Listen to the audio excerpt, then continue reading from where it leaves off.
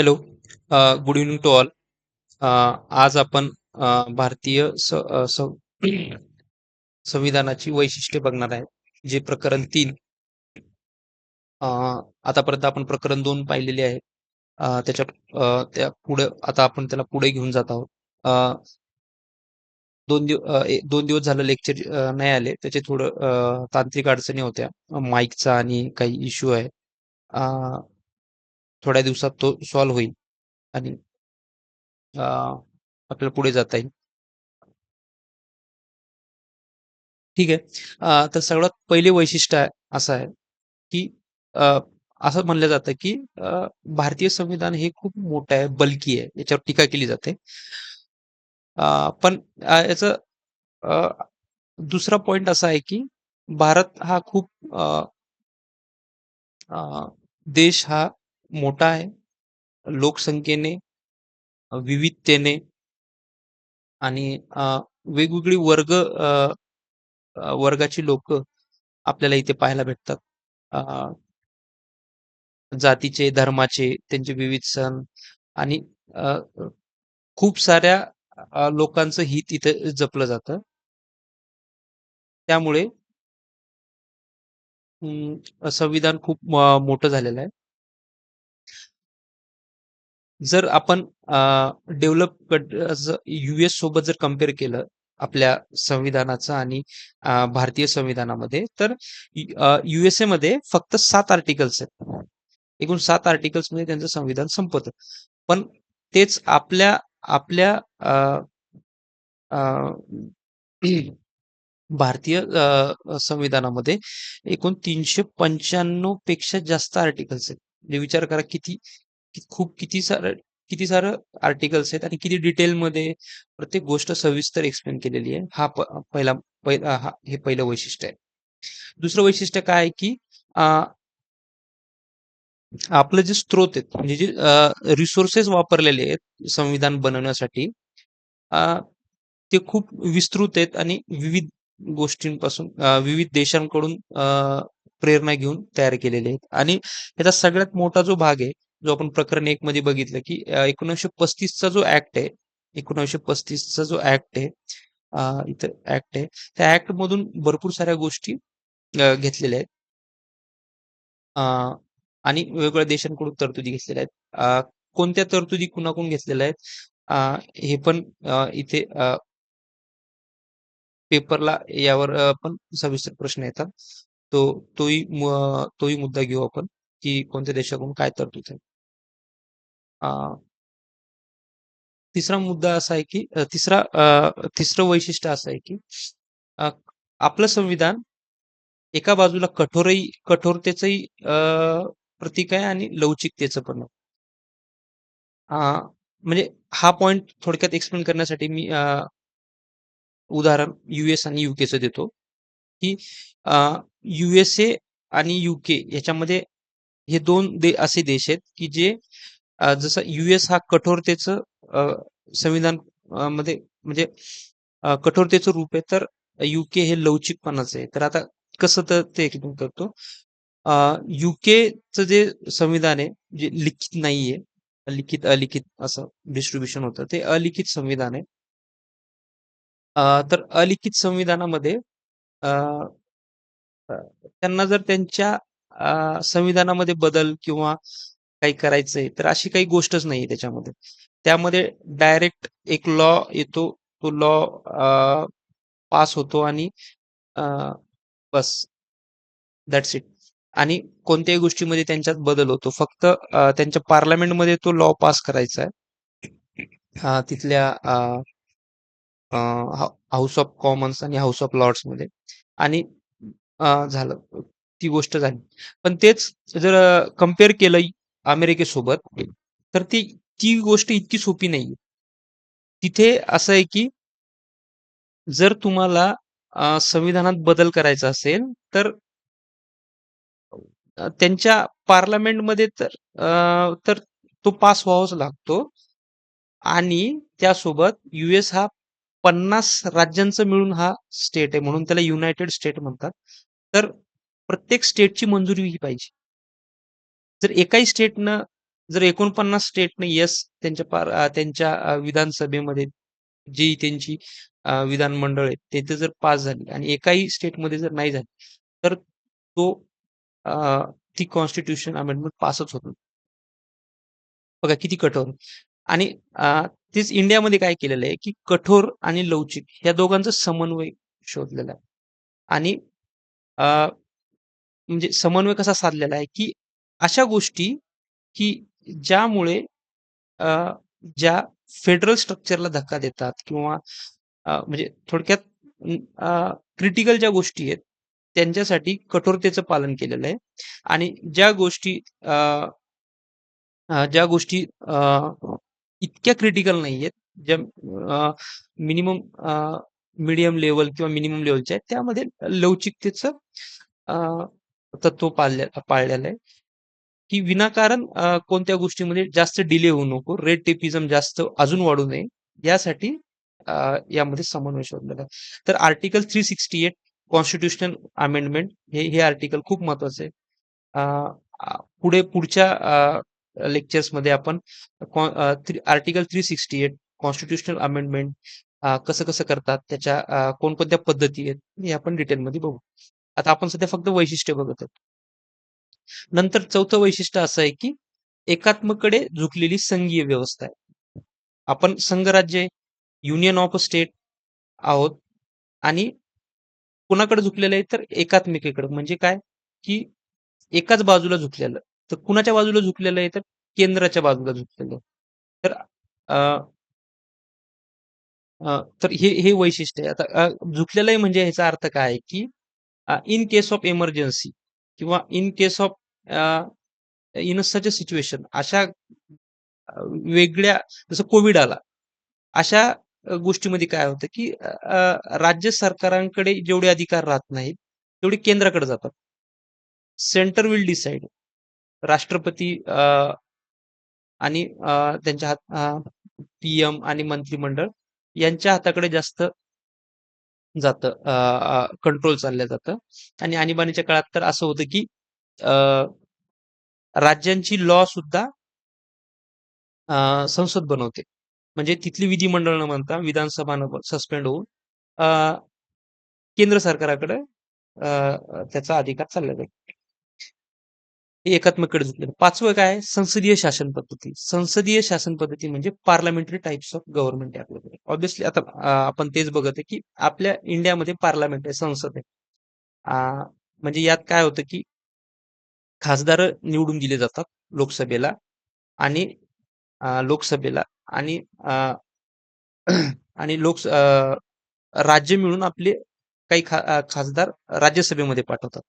असे हे जे टोटल जितके खासदार आहेत, त्या खासदारामधूनच अ, अ, जे मंत्रिमंडळ बनतं, जे राष्ट्रपती निवडून देतात, जे नेमणूक करतात त्या मंत्रिमंडळात, ती खासदारच असतात. आणि ती लोकं, ते मंत्रिमंडळ हे आपल्या संसदेला डायरेक्ट जिम्मेदार आहेत. म्हणजे त्यांची रिस्पॉन्सिबिलिटी आहे. आणि त्यांना संसदेचा विश्वास, संसद म्हणण्यापेक्षा जास्तीत जास्त लोकसभेला विश्वासात घेऊनच काम करावं लागतं. त्याला संसदीय शासन पद्धती म्हणतात. कंपॅरिझन जर करायचं असेल, तर कंपॅरिझन होतं यूएस सोबत. तर यूएसमध्ये अ, यूएसए मध्ये पेन चालत नाही. यूएसए मध्ये प्रेसिडेन्शियल आहे. राष्ट्रपती शासन पद्धती राष्ट्रपतीची टाईप. म्हणजे आता जसं डोनाल्ड ट्रम्प आहे. डोनाल्ड ट्रम्प उत्तरदायित्व नाहीये त्याचं संसदेबद्दल. उत्तरदायित्व हा चांगला शब्द आहे. तर उत्तरदायित्व नाहीये त्याचं पार्लमेंटबाबत त्यांच्या. मग तो काही करू शकतो, असं आहे. म्हणजे काही करू शकतो असं नाहीये, पण अ, त्याला जाऊन तिथे उत्तर द्यायची नाहीये. जर आपल्याकडं जसं आता जी रिसेंट मोठे-मोठे मुद्दे आहेत, वॉर झाली, पुन्हा अं, कोविडच्या नंतर वगैरे. तर जे पण डिसिजन घेतले गेले मेजर, त्या डिसिजनचं उत्तर हे स्वतः पंतप्रधान मोदींना लोकसभेमध्ये किंवा राज्यसभेमध्ये येऊन त्याचं उत्तर द्यावं लागलं. असं की हे डिसिजन का घेतलं, का नाही? तसं एखादं डिसिजन का घेतलं आणि असं काच केलं, हे अ, ट्रम्पला तिथल्या संसदेमध्ये जाऊन उत्तर द्यायची गरज नाहीये. ही थोडक्यात संसदीय शासन पद्धती आहे. नंतरचा मुद्दा आहे संसदीय सार्वभौमत्व आणि न्यायालयीन सर्वोच्चता यांच्यात मेळ. आता हाच मुद्दा जो एक कठोरता आणि लवचिकचा मुद्दा अजून एक थोड्या वेगळ्या पद्धतीत मांडलेला आहे. संसदीय सार्वभौम आणि न्यायालयीन सर्वोच्च यामध्ये मेळ आहे.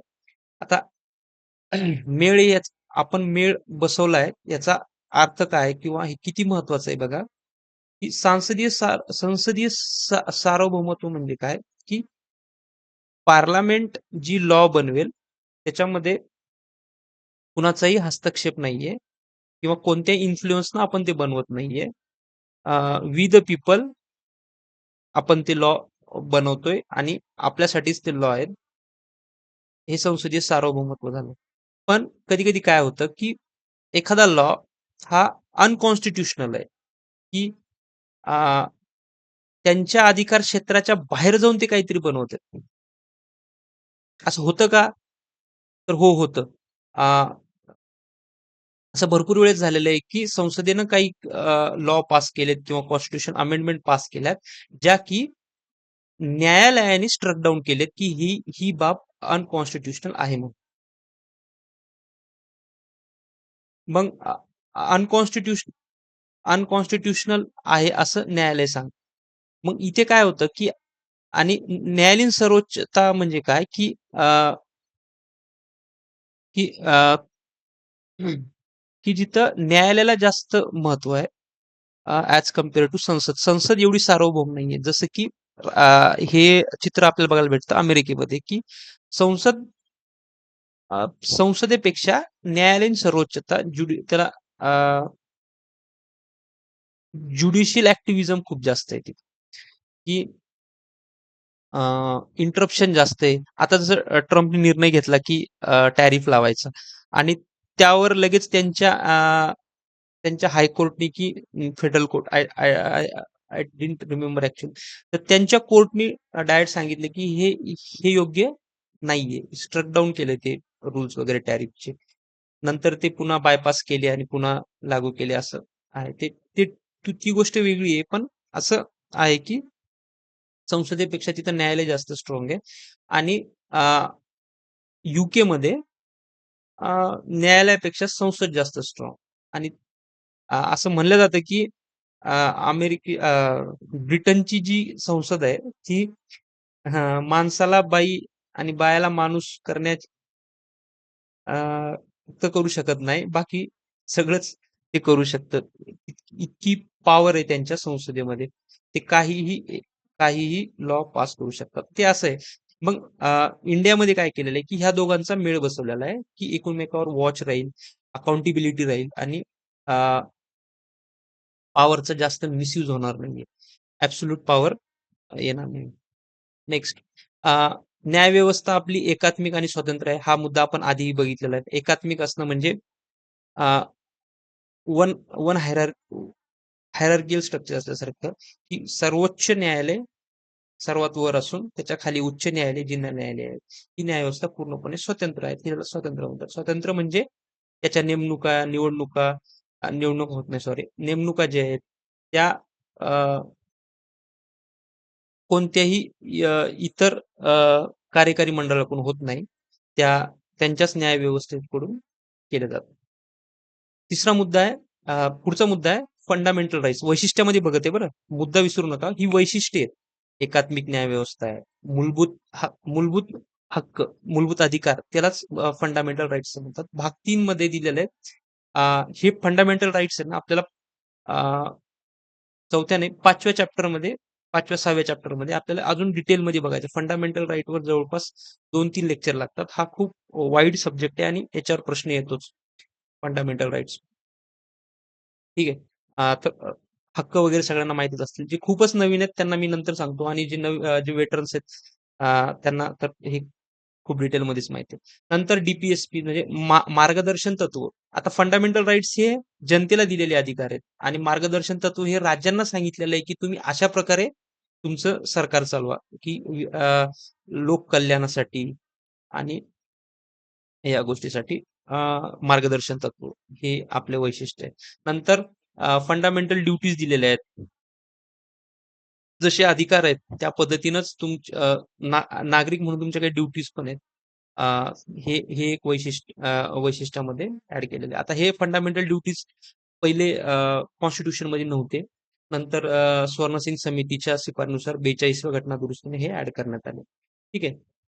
नंतर वैशिष्ट्य काय आहे, की आपलं धर्मनिरपेक्ष राज्य आहे. मूलभूत कर्तव्य आणि हे जे त्याच्या खालचं धर्मनिरपेक्ष राज्य आहे, हे नव्हतं आपल्या कॉन्स्टिट्यूशनमध्ये नव्हते हे दोन. हे दोन्हीही अ, तर प्रौढमत अधिकार नाही हे इथपर्यंत. 42nd कॉन्स्टिट्यूशनल अमेंडमेंट 1976 याने ऍड करण्यात आलेले आहे. ठीक आहे. आणि प्रौढ मताधिकार प्रौढ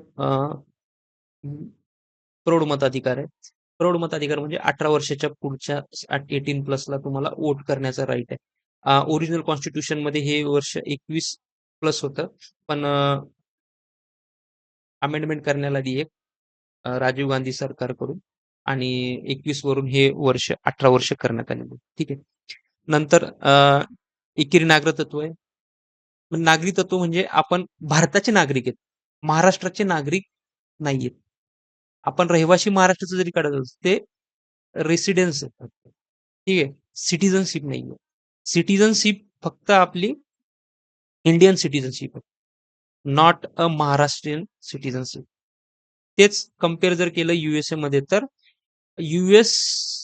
चं नागरिकत्व वेगळं असतं आणि त्या राज्यांचं नागरिकत्व हे वेगवेगळं असतं. दोन वेगवेगळे सिटिझनशिपचे हे भेटतात. म्हणजे नागरिक प्रूव्ह करावं लागतं तुम्हाला. तर हे दुहेरी सिस्टीम आपल्या इंडियात नाही, एकेरी आहे. त्याच्यानंतर काय स्वतंत्र संस्था आहेत. हे पण वैशिष्ट्य आहे, की आपली इंडिपेंडंट बॉडी आहेत.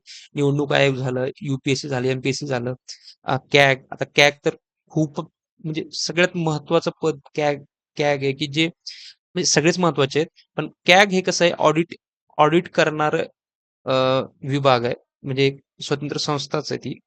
तर जे पण गव्हर्नमेंट आपल्या ऍक्शन्स करतं त्याचे आकडेवारी आणि कुठे यात हेरफेर झालेला आहे, कुठं घोळ झालेला आहे, काय झालेलं आहे, याची डिटेल रिपोर्ट हे प्रोव्हाइड करतं कॅग. याच्यावर पण प्रश्न अपेक्षित आहेत कॅगवर. इलेक्शन कमिशन तर चर्चेतच आहे. आणि या युपीएससी एमपीएससी ज्याची आपण परीक्षा देतो, तुम्हाला माहिती आहे इंडिपेंडंट बॉडीचं किती महत्व आहे. ज्या एक्झाम मागच्या 2-3 वर्षात झाल्या ऑनलाईन पद्धतीनं, ज्यात जसा हेरफेर, घोळ झाला, आरोप प्रत्यारोप झाले आणि त्यावरून ठरवलं की नाही नाही सगळ्या जागा ह्या लोकसेवा आयोगाकडे द्या, महाराष्ट्र लोकसेवा आयोगाकडे द्या. का द्या? विश्वासार्हता आहे. का विश्वासार्हता आहे? ते ह्या इंडिपेंडंट बॉडी म्हणजे काय? याची तरतूद संविधानामध्ये याच्या आयोग, त्यांचे अध्यक्ष, सदस्य यांची निवड पद्धत ही खूप म्हणजे खूप जास्त क्रेडिबिलिटी आहे आणि त्यामुळं जे त्यांचं वर्क आहे ते ट्रान्सपरंट आहे आणि लोकांचा विश्वास आहे त्यावर स्वतंत्र व्यवस्था. ठीक आहे. नंतर आणीबाणीची तरतूद आहे आपल्यामध्ये. म्हणजे जिथं सगळं पॉझिटिव्ह गोष्टी आहेत तिथं आणीबाणी अशा या गोष्टीसारखी निगेटिव्ह गोष्ट पण एक आहे जी जर्मनीकडून आपण हे तत्व घेतलेलं आहे. आणीबाणीचं इथं लिहितो मी. जर्मनीकडून हे घेतलेलं आहे. बरं इंडियामध्ये पण ऑलरेडी होतं त्यांच्या वायमर कॉन्स्टिट्यूशन मधून. आणीबाणी तरतूद आणीबाणी हा खूप विस्तृत चॅप्टर आहे. तो आपण वैशिष्ट्य बघत. त्रिस्तरीय सरकार आहे. त्रिस्तरीय सरकार म्हणजे काय? की भारताचं केंद्र सरकार, ठीक आहे. खाली राज्यांचं राज्य सरकार, ठीक आहे. आणि यांचे प्रमुख कोण? तर पंतप्रधान. याचे प्रमुख कोण? सीएम. आणि खाली केंद्र, राज्य आणि स्थानिक ठीक आहे. स्थानिक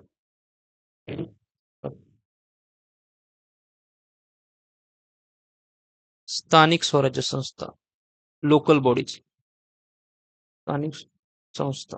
आता स्थानिक संस्था कोणकोणत्या आहेत तर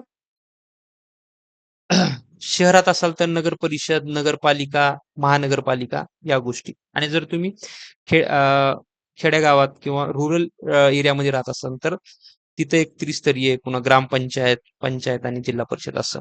गावामध्ये ग्रामपंचायत असते. नंतर वर पंचायत समिती आणि जिल्हास्तरीयला जिल्हा परिषद असं त्रिस्तरीय सरकार. अजून यात एक मुद्दा असा आहे की वैशिष्ट्यामध्ये सहकारी संस्था सहकारी संस्था पण यात मोडतात वैशिष्ट्यामध्येच. कारण कोऑपरेटिव्हला संविधानामध्ये स्थान भारतासारख्या देशाने दिलेलं आहे. तर हे पण एक वैशिष्ट्य आहे. सहकारी संस्था काय आहेत हे आपण पुढे बघूयात. नेक्स्ट ही झाली वैशिष्ट्ये. आता वैशिष्ट्यामध्येच अजून काय आहे की संविधानात आता 395 आर्टिकल आहेत. 395च्या 395 आपण लगे इथं बघणार नाही. पण एक महत्वपूर्ण जे पार्ट्स आहेत ते आपण बघू. भाग एकूण 22 आता 25 झाले जवळपास 25 भाग आहेत थोडक्यात. त्यातले काही महत्वाचे आपण बघू. पहिला भाग आहे संघराज्य आणि त्याचे क्षेत्र. म्हणजे भारत म्हणजे काय? थोडक्यात भारताची व्याख्या काय? तर ह्या पहिल्या भागामध्ये दिलेली आहे. संघराज्य म्हणजे काय? राज्य काय आहेत? राज्य कशी म्हणजे नवीन राज्य कसं तयार होईल? अ, भारतानं जर बाहेरच्या देशावर आक्रमण केलं आणि त्यांचा जर भाग आपला कब्जा केला तर त्यासाठी काय? हे वेगवेगळ्या गोष्टींची तरतूद हे भाग 1 मध्ये दिलेलं आहे. भाग 2 काय आहे तर नागरी तत्व. आपण आता फीचर बघितलं की नागरी तत्वाचं कोणतं स्वरूप आहे आपल्याकडे तर एकेरी नागरी तत्व आहे. तर तर नागरी तत्वावर कायदा बनवण्याचा अधिकार वगैरे सगळे हे एकेरी जिथं आहे ना तिथं सगळे अधिकार कुणाला भेटतात तर केंद्र सरकारला भेटतात. केंद्र सरकारच नागरी तत्वावर कायदा बनवतो. जसं 2019चा सीएए आला होता. त्याच्यावर खूप आंदोलन वगैरे झाली. तर तो ऍक्ट कोणी बनवला तर अ, संसदेनं. ठीक आहे. केंद्र सरकारने संसद कायदा बनवतो. भाग 3 काय फंडामेंटल राईट्स. याला खूप डिटेलमध्ये शिकावं लागणार आहे. आपण बघू ते पुढे. भाग 4 काय मार्गदर्शन तत्त्वे डीपीएसपी. आता आपण डिस्कस करू. भाग 4 काय तर मूलभूत कर्तव्य. हे पण भाग 5 पासून चालू होतं केंद्र सरकार. केंद्र सरकारमध्ये काय काय गोष्टी आहेत तर राष्ट्रपती आहे, संसद आहे, मग राष्ट्रपतीला हेल्प करायला मंत्रिमंडळ, मग त्याचा हेड पीएम, नंतर मग संसदेमध्ये मग ते खासदार वगैरे त्यांच्या शपथ वगैरे हे सगळं. नंतर सर्वोच्च न्यायालय, कॅग आहे आणि अजून एक मुद्दा जो की हल्ली खूप प्रश्न विचारत आहेत भाग नंबर 5 मध्ये राष्ट्रपती, संसद, सर्वोच्च न्यायालय, कॅग आणि एक अजून एक महत्वाचं आहे महान्यायवादी. त्याला विसरून जातात भरपूर सगळे महान्यायवादी आणि आयोग पण बरोबर त्याच्यावर प्रश्न विचारतात. अटॉर्नी जनरल म्हणतात त्याला. Attorney general. तर ते व्यवस्थित लिहिता नाही आलं. अटॉर्नी जनरल असं तो आहे केंद्र सरकारमध्ये. सेम तसंच राज्य सरकारमध्ये तिथून पुढं 52 ते 151 च्या पुढे 152 पासून सुरुवात होते. मग यामध्ये राष्ट्रपती च्या जागी राज्यपाल, संसदेच्या जागी विधानसभा, सर्वोच्च न्यायालय, उच्च न्यायालय आणि बघा कॅग नाहीये. ठीक आहे. इंटरेस्टिंग गोष्ट बघा. राज्यांना कॅग नाहीये. ठीक आहे. पण त्यांचे ऑफिसेस वगैरे आहेत आणि मग राज्यांचं ऑडिट कोण करणार तर कॅगच करणार. इथे राज्य सरकार स्वतः राज्य सरकारांमध्ये सेपरेट कॅग नाहीये. तर एकच कॅग असतो वर. इथे कॅग नाहीये आणि महान्यायवादीला रिप्लेसमेंट इथे महाधिवक्ता म्हणतात. ऍडव्होकेट जनरल यावर पण आपण प्रश्न बघितलेले आहेत. ठीक आहे. हे भाग 6 झाला. नंतर 6 नंतर भाग 7 युनियन टेरिटरी वगैरे आहे. ते आपण बघू. नंतर भाग 9 आहे, जो की स्थानिक स्वराज्य संस्था पंचायती म्हणतात. मग 9 असा पण आहे. 9A 9A इन्क्लूड केला याच्यामध्ये. तो नागरी स्थानिक स्वराज्य संस्थेचा भाग आहे. ठीक आहे. भाग 15 324 ते 319 खूपच महत्वाचा आहे. निवडणूक आणि निवडणूक आयोग. नंतर भाग 18 आहे आणीबाणीची तरतूद 352 ते 360 मध्ये आणि भाग 20 368 संविधानामध्ये दुरुस्ती. या हे खूप हायलाइटेड टॉपिक्स आहेत. ठीक आहे. वैशिष्ट्यामध्ये अजून आपल्या टोटल 12 अनुसूची आहेत. सध्या 12 अनुसूची जरी असल्या तरी मूळ संविधानात फक्त या सुरुवातीच्या 8च अनुसूची होत्या. मूळ संविधानात.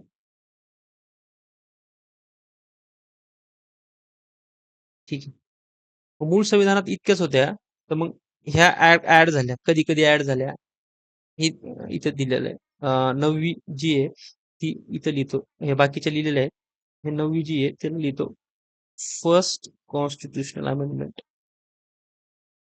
1951 मीन्स हे ऍड झालेलं आहे फर्स्ट अनुसूचित. जमीन आणि जमीन सुधारणा कायदे आणि न्यायालय पुनर्विलोकनापासून म्हणजे ज्युडिशियल रिव्ह्यू पासून थोडंफार संरक्षण संसदेने घेतलं होतं त्यावेळेस. नंतर मग याच्यावर केस बघू. अनुसूची 9 हा खूप डिटेल विषय आहे. जमीन सुधारणा कायदे यावरूनच पुढं गोलकनाथ आणि ज्या केसेसच्या सिरीज आहेत त्या चालू झाल्या आणि जमीन वादावरूनच आणि पुढं जे बेसिक स्ट्रक्चर जे भेटलं आपल्याला केशवानंद भारती केसमध्ये ते हे सगळं 9व्या अनुसूचीमध्ये ते जमीन कायद्यावरून जमिनीवरूनच वाद झाले आणि न्यायालयामध्ये त्यावर खूप मोठी डिबेट झाली आणि अ, आपल्या कॉन्स्टिट्यूशनचा ढाचा तयार झाला. नंतर 10वी अनुसूची पक्षांतर बंदीची आहे.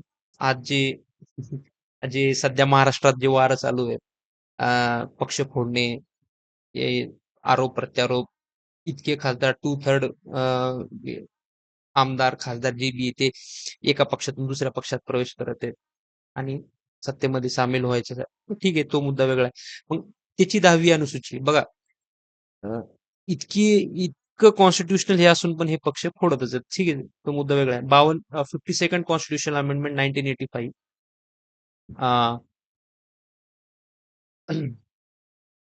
राजीव गांधीच्या सरकारमध्ये हे झालेलं आहे. अ, हे पण डिटेल हे सगळं डिटेलमध्येच बघणार. ही फक्त वैशिष्ट्ये आहेत लक्षात ठेवा. आणि 11वी अनुसूची आणि 12वी अनुसूची ही 73वी आणि 74वी घटना दुरुस्ती जी की पंचायत आणि नगरपालिकेची आहे. ठीक आहे. तर हे लक्षात ठेवायसाठी एक ट्रिक आहे. Years of old PM. ठीक आहे. हे ऍक्च्युली मी वरचे 8 एक्सप्लेन नाही केले तुम्हाला. मी करतो. हे हे हे ऍड झालेले तुम्हाला आधी योजना. ती म्हणजे टेरिटरी आहे. ठीक आहे.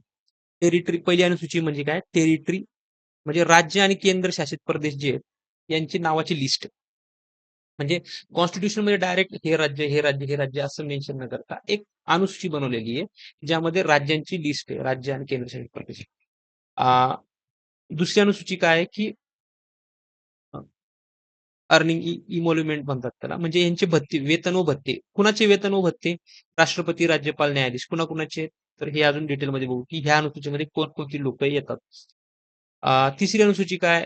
तर आणि तुम्ही पण चेक करून मला सांगू शकता की यामध्ये काय काय. तिसरी अनुसूची काय? राष्ट्रपती, मंत्री, खासदार, न्यायाधीश यांचे शपथेचे नमुने आहेत. शपथ आहेत. ठीक आहे.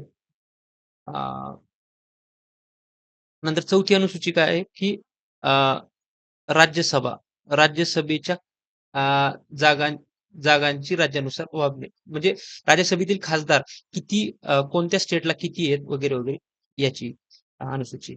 5वी व 6वी अनुसूची काय आहे की 5वी अनुसूची आणि 6वी अनुसूची ही अनुसूचित क्षेत्र आणि आदिवासी जमातीचं प्रशासकीय तरतूद आहे. तर आता 5वी आणि 6वी अनुसूची ही खूप जास्त चर्चेत आहे. खूप, खूप, खूप जास्त इम्पॉर्टंट आहे. तर 5वी आणि 6. तर 6 मध्ये काय येतं, की आसाम, आसाम, मणिपूर सोडून मिझोरम, मिझोरम, अ, मेघालय आणि त्रिपुरा हे 4 राज्य येतात 6व्या अनुसूचीमध्ये आणि 5व्या अनुसूचीमध्ये खूप सारे राज्य येतात 10 ते 11 जवळपास राज्य आहेत. तर सध्या ते सोनम वांगचुक जे उपोषणाला बसलेले लडाख ही क्षेत्र 6व्या अनुसूचीमध्ये ऍड करा. ही 6वी अनुसूची आहे. ठीक आहे. 7वी अनुसूची काय आहे तर हे डिटेलमध्ये बघू अजून. ह्याच्यावर आपण लेक्चर घेऊ वाटल्यास एक सेपरेट. ठीक आहे. 7वी अनुसूची काय आहे, की केंद्र आणि राज्यांमधील अधिकारांची विभागणी म्हणजे सूची खूप जास्त इम्पॉर्टंट यावर खूप वाद होतो. 7वी अनुसूची अ, संघ, राज्य आणि समवर्ती सूची असं 3 मध्ये डिवाइड केलेलं आहे. आणि याच्यामध्ये किती किती सब्जेक्टची लिस्ट यावर पण प्रश्न येतो. बघू आपण संघामध्ये 98 आहेत. आता 98 प्लस झालीत समजा सब्जेक्टची लिस्ट ती 7व्या अनुसूचीमध्ये आहे. आणि 8व्या अनुसूचीमध्ये भाषा आहेत. एकूण टोटल 22 भाषा आहेत भारतातल्या विविध 22 भाषांना संविधानिक तरतूद त्यांची संविधानिक तरतूद ही आहे आणि त्या 8व्या अनुसूचीमध्ये 22 भाषा आहेत. ह्या टोटल 22 भाषा कोणत्या आहेत यावरही प्रश्न आलेला आहे. आणि जेव्हा कॉन्स्टिट्यूशन बनलं होतं त्यावेळेस 22 भाषा नव्हत्या, तर 16च भाषा होत्या आणि बाकीच्या ज्या 14 भाषा होत्या ऍक्च्युली 14 होत्या आणि बाकीच्या ज्या 6 आणि 2 8 भाषा आहेत त्या ऍड झालेल्या आहेत. तर त्या 8 भाषा कशा कशा ऍड झाल्यात यावर पण प्रश्न आलेला आहे भरपूर वेळेस. हे आपण बघू डिटेलमध्ये. अ, हे अशा 8 आणि टिअर्स ऑफ ओल्ड पीएमचा कसं आहे टेरिटरी आहे, इम्युनिमेंट आहे. अ, शपथला ऍक्च्युली इंग्लिशमध्ये काय म्हणतात आठवत नाहीये. ठीक आहे. आर राज्यसभा आहे. एस शेड्यूल ट्राईब आणि यांच्यासाठी आहे. अ,